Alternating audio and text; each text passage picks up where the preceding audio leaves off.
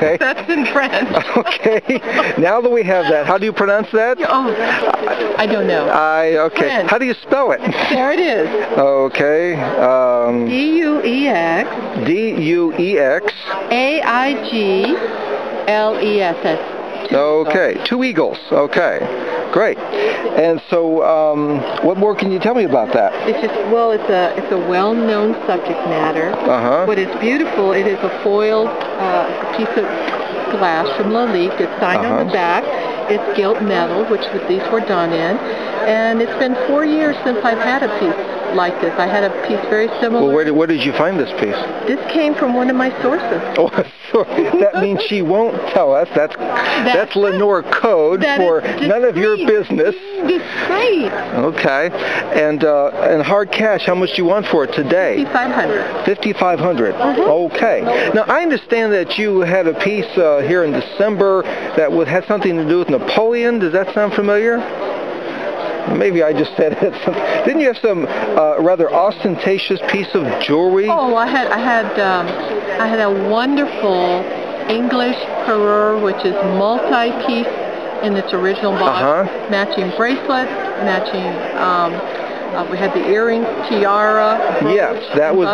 Did it ever sell? Yes, it did sell. How much did you get for it? It was right around $12,000. Around $12,000. Okay. Yeah. So now we have this other piece. Now I understand that you have a piece here.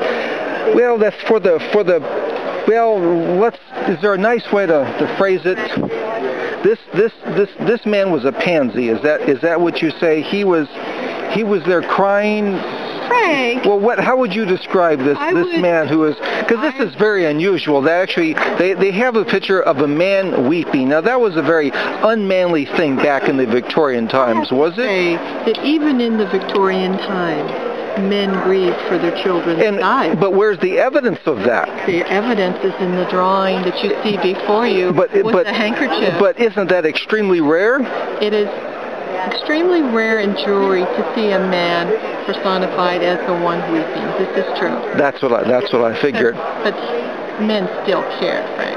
Well, it's not that they didn't care, but it's the way that they showed it. Absolutely. That it was extremely rare that a man would show it this way. Such an interesting piece. It's because it is the man weeping, and he's pouring his heart out into his handkerchief, and he's leaning on the tomb, and it's such a beautiful thing. You know, it's in memory of his daughter, Sarah Starr.